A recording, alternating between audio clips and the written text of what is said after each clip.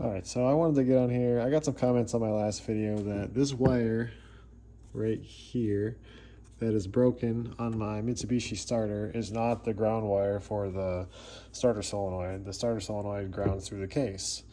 Well, if that's the case, I have my battery here, and I have my positive hooked up to the positive on the starter terminal, and I have my ground hooked up to the case. So what happens when I apply 12 volts to the exciter wire or the signal wire on the starter solenoid? Nothing. What happens when I hook the ground wire to the ground terminal? Cover that up. Which, by the way, I know that this also powers the brushes for the starter motor, but this solenoid also grounds or finds its ground through that wire. And I will put the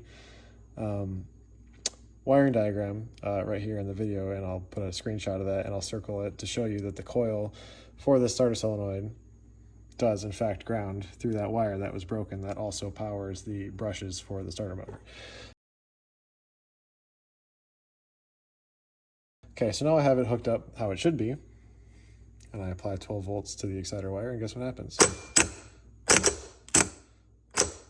Look at that.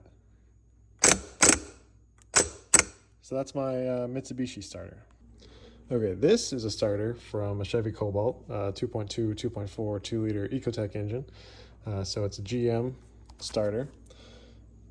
In this case, on this starter, I'm grounded to the case, power to the positive terminal on the starter solenoid, and this is the signal lug pin here. On this starter, that is the case. The starter solenoid is grounded through the case of the starter to the engine block. If you'll notice, on the Mitsubishi one, there is a little strap here that connects the ground for the starter solenoid to that pin through that wire that was broken. So, not all starters are created equal.